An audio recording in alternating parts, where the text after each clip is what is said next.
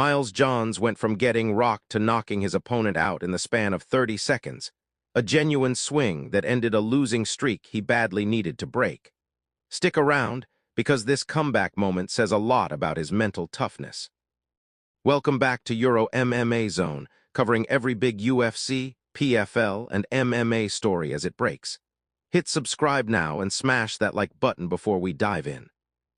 Miles Johns finally got back into the win column at UFC Vegas 120, stopping Gianni Vasquez inside the opening round at the newly renovated Meta Apex.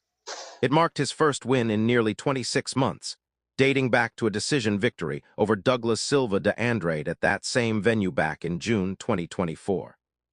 Johns had actually been preparing for a different opponent, Jesse Rosas, before medical clearance issues forced Rosas off the card, bringing in short-notice replacement Vasquez, who was making just his second UFC appearance after previously getting released following a botched weight cut. The fight itself needed barely half a round. Johns opened with a jab and calf kicks before ramping up the pressure with right hands, relentlessly hunting Vasquez around the cage. Vasquez briefly wobbled Johns with a right hand of his own, but Johns recovered instantly, firing back with a left hook that dropped Vasquez before finishing with ground and pound. Referee Herb Dean stepped in at 3:09 of round 1. Analyst Daniel Cormier called it out live, marveling at how Johns went from visibly hurt to finishing the fight in roughly 30 seconds. The win snapped a brutal four-fight losing streak dating back to December 2024.